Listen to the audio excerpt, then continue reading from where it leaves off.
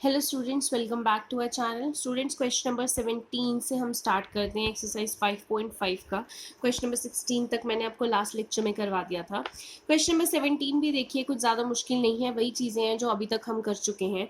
आपको बोला है differentiate x square minus 5x plus 8 into x cube plus 7x plus 9 इन 3 veg mention below. इसको आपने डिफ्रेंशिएट करना है 3 तरीकों से। पहला तरीका है बाय प्रोडक्ट रूल। अब देखिए, प्रोडक्ट रूल वाला पार्ट मैं आपको नहीं करवा रही हूँ क्योंकि आपको पता है इन दोनों को प्रोडक्ट रूल कैसे लगाना है। इसको आप फर्स्ट यूनिट मान लीजिए, इसको सेकेंड यूनिट मान लीजिए, सीधा प्रोडक्ट रूल लगा दीजिए, आपका आंसर आ जाएगा। सेकेंड बोला है by expanding the product rule by a single polynomial. Product rule को एक्सपैंड तो करना है बट सिंगल पॉलिनोमियल बनाना है। तो सिंगल पॉलिनोमियल वाला मैं बता देती हूँ, आपको शायद कंफ्यूजन हो रही हो। सिंगल पॉलिनोमियल में आपने क्या करना है, दोनों जो आपकी ब्रैकेट्स हैं आपने पहले इनको मल्टीप्लाई करके एक पॉलिनोमियल बना लीजिए। तो दोनों ब्रैकेट्स को जस्ट मैंने मल्टीप्लाई किया, पहले एक्स स्क्वायर को तीनों के साथ, फिर 5x को तीनों के साथ, फिर 8 को तीनों के साथ, तो मल्टीप्लाई कर दीजिए, सॉल्व कर लीजिए इसको, ये सिंप्लीफाइड बन गया। अब ये आपके पास fx बन गया। अब इसका डिफरेंशिएशन करना है, यानी कि f डैश x, या आप इसको dx बाय dy भी बोल सकते हैं। तो आप इसको डिफरेंशिएट कर दीजिए। तो x रेज टू पावर 5 की डिफरेंशिएशन क्या होगी, ये आगे आ जाता है nxn-1 यानी कि 5x4 माइनस 5 तो बाहर ही ले लिया। x4 की डिफरेंशिएशन क्या होती है, 4x क्यूब, तो 5 4 20, 20x cube plus 15x cube की डिफरेंशिएशन क्या होती है, 15 तो बाहर आ जाएगा। x क्यूब की डिफरेंशिएशन क्या होगी, 3x स्क्वायर, सो 15 इंटू 3 45x स्क्वायर हो गया। ऐसे ही minus 25x square 26x square, 26 तो बाहर आ जाएगा। x स्क्वायर की डिफरेंशिएशन क्या होगी, 2x, तो 26 into 2x is 52x। 11x की डिफरेंशिएशन 11 बाहर आ जाएगा, x अंदर होगा, x की डिफरेंशिएशन तो 1 होती है, तो 11 बाद में बच गया कांस्टेंट, कांस्टेंट की डिफरेंशिएशन इज 0। ठीक है, तो ये आपका आंसर आ गया। ओके, तो ये सेकंड पार्ट था। थर्ड पार्ट में आपको बोला बाय लॉगरिथमिक डिफरेंशिएशन। आपको थर्ड पार्ट लॉग से सॉल्व करना है एंड फिर पूछा भी हुआ है do they all give the same answer. Yes, they all give the same answer. आप किसी भी उससे निकाल लीजिए, आंसर एक ही आएगा। जो फर्स्ट पार्ट का प्रोडक्ट रूल करने से आएगा वही एक्सपैंडिंग करने से आएगा, सिंगल पॉलिनोमियल। थर्ड पार्ट देख लेते हैं लॉगरिथमिक। अब फंक्शन आपको दोनों ये दे रखे हैं, दोनों को मल्टीप्लाई करके ऐसे दे रखा है। लॉग लगाना है तो इसको पहले मैं y सपोज कर लूंगी, तो इधर y को लूंगी लॉग, तो लॉग y हो जाएगा। इन दोनों का लॉग लूंगी, देखो ये दोनों चीजें मल्टीप्लाई हो रही हैं, तो log m into log n क्या होता है, log m plus log n। ठीक है, अब लॉग y अगर मैं इधर डिफरेंशिएशन ऑन बोथ साइड करती हूँ, ठीक है, तो log y की डिफरेंशिएशन क्या होती है, 1/y dy बाई dx, अभी तक हम करते आ रहे हैं, is equal to log x। अब इसको पूरा x माना, log x की डिफरेंशिएशन होती है 1/x। अब जिसको पूरा x माना है उसकी आगे डिफरेंशिएशन करनी पड़ेगी, चेन रूल। ठीक है, तो x square minus 5x plus 8 इसकी डिफरेंशिएशन करेंगे। देखो एक्स स्क्वायर की डिफरेंशिएशन क्या हो जाएगी, 2x माइनस 5x की डिफरेंशिएशन क्या होगी, -5, 8 तो कांस्टेंट है तो 0, प्लस इधर भी log x है तो यानी कि 1/x हो जाएगा। फिर जिसको x माना है उसकी डिफरेंशिएशन करनी पड़ेगी। x क्यूब की डिफरेंशिएशन 3x स्क्वायर, 7x की डिफरेंशिएशन 7, 9 की डिफरेंशिएशन कांस्टेंट है तो 0।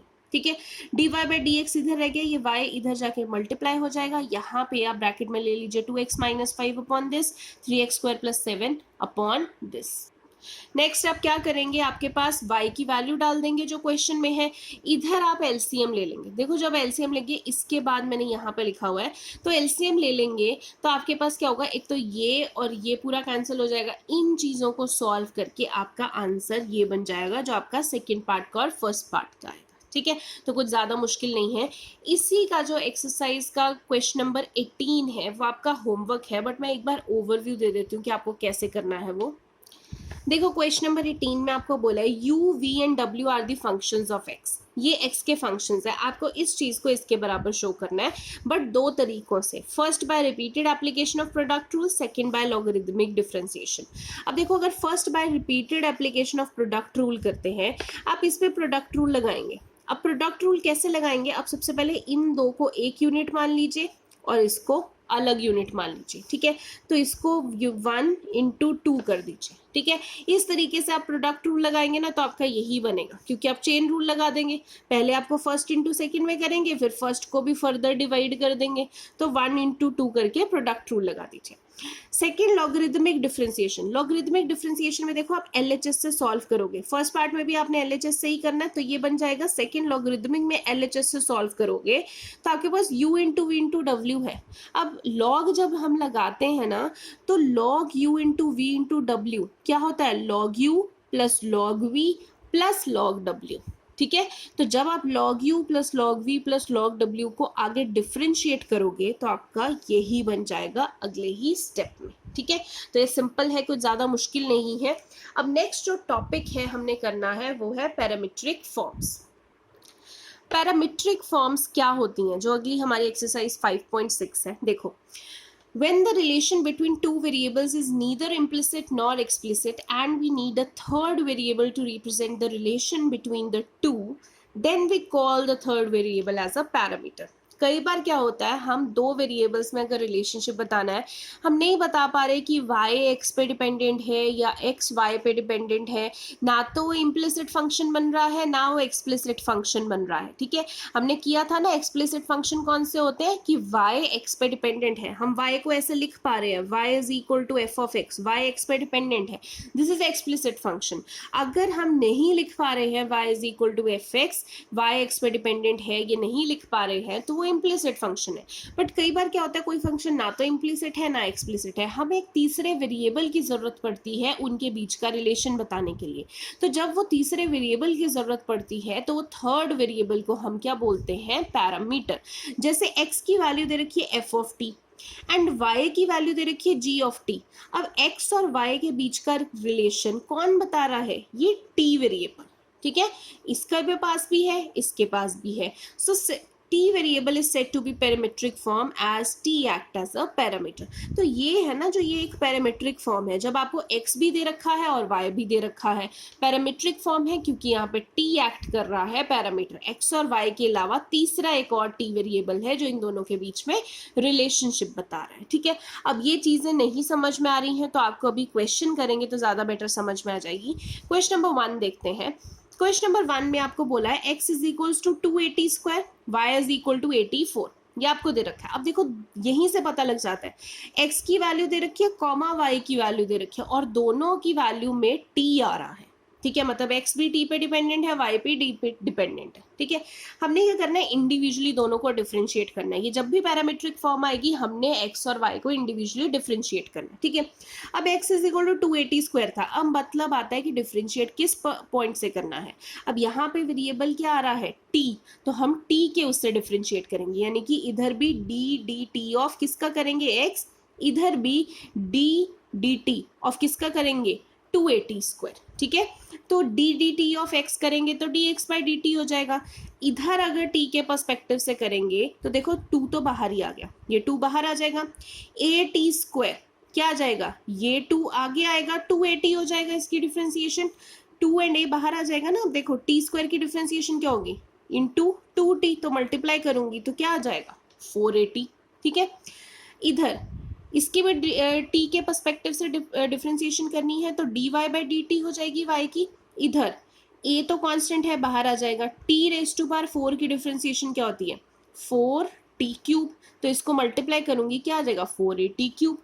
अब dy बाई dt आ गया, dx बाई dt आ गया। आपको क्वेश्चन में निकालना क्या है, dy बाई dx। तो देखो कैसे निकलेगा, अगर मैं dy बाई dt को dx बाई dt से डिवाइड कर दूं तभी तो dt कैंसिल हो जाएगा ना, dy बाई dx बचेगा।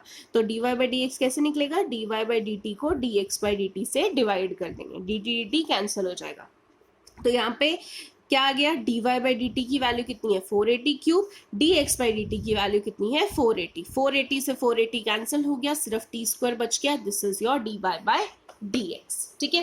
क्वेश्चन नंबर 2 देखते हैं। क्वेश्चन नंबर 2 में आपको बोला है x is equal to a cos theta, y is equal to b cos theta, फिर से अलग दे रखा है। और यहाँ पे अब वेरिएबल, थर्ड वेरिएबल कौन सा है जो पैरामीटर की तरह एक्ट कर रहा है, थीटा, ओके। जैसे उसमें t था, यहाँ पे थीटा है जो थर्ड पैरामीटर। आपको पहचाननी आनी चाहिए कि पैरामीट्रिक फॉर्म्स क्या होंगी जब अलग अलग दे रखे हैं और किसी एक वेरिएबल पे वो कॉमन डिपेंडेंट है।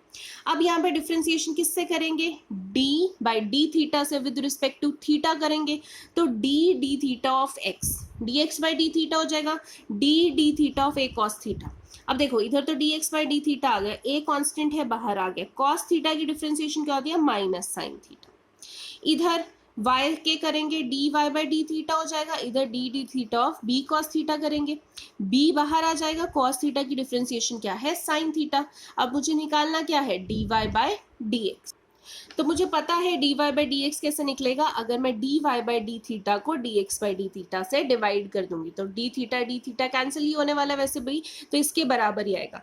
तो D Y by D theta की वैल्यू क्या थी B sine theta, D X by D theta की वैल्यू क्या है minus A sine theta cancel हो गया, माइनस बी अपॉन ए।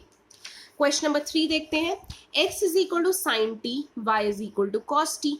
अब यहाँ पे वेरिएबल कौन सा है t, यानी कि डिफरेंशिएट कहाँ करना है विद रिस्पेक्ट टू t।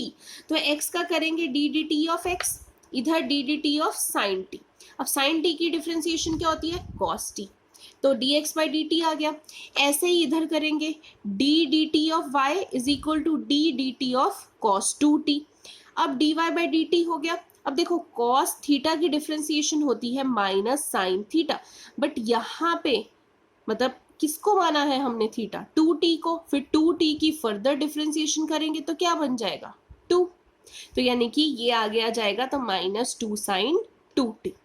अब D Y by D X निकालना है तो क्या करेंगे D Y by D T को D X by D T से डिवाइड कर देंगे, तो D Y by D T क्या है माइनस 2 साइन 2t और D X by D T cos T. ठीक है, अब चाहें तो यही छोड़ सकते हैं, बट अब आप देखेंगे कि पैरामीट्रिक फॉर्म में खासकर आपको ट्रिग्नोमेट्री बहुत लगेगी ताकि आप सिंप्लीफाई कर सके चीज़ों को। तो +1 की ट्रिग्नोमेट्री के फॉर्मूलाज आपको अच्छे से याद होने चाहिए। हम इसको और भी सिंप्लीफाई कर सकते हैं, हम साइन थीटा की वैल्यू डाल सकते हैं। देखिए साइन थीटा का फॉर्मूला होता है 2 sine theta by 2 cos theta by 2। ये -2 तो मैंने इधर लिख दिया, साइन थीटा, यहाँ पे थीटा क्या है 2t, तो यहाँ पे 2 साइन थीटा बाई 2 यानी कि 2t बाई 2 क्या आना था sine t, cos theta by 2 cos 2t by t क्या आना था कॉस t। तो यहाँ पे इस चीज का फॉर्मूला लगा दिया, साइन 2t क्या हो जाएगा sine 2 sine 2t upon 2 cos 2t upon 2, यानी कि 2 साइन t कॉस t। नीचे भी क्या है कॉस t से कॉस t कैंसिल क्या आ गया -4 साइन t। ठीक है, तो अगर आपको पेपर में देखो आपके पास टाइम होता है ना तो आप इसको फर्दर करने की कोशिश करो, अदरवाइज डिफरेंशिएट करके ही आप यहाँ पे छोड़ दो। ठीक है, टाइम होगा तभी इसको करो, हर चीज में पीछे नहीं पड़ जाना कि इसको मैं सिंप्लीफाई करके ही छोड़ूंगा। कई बार आपको डिफरेंशिएट करके भी उसके मार्क्स दे देते हैं, तो बेसिकली आपको डिफरेंशिएट करने को बोला है तो इतना तो एटलीस्ट करके आओ। ओके, क्वेश्चन नंबर 4 देखो, 4 में आपको बोला है x is equal to 4t, y is equal to 4/t।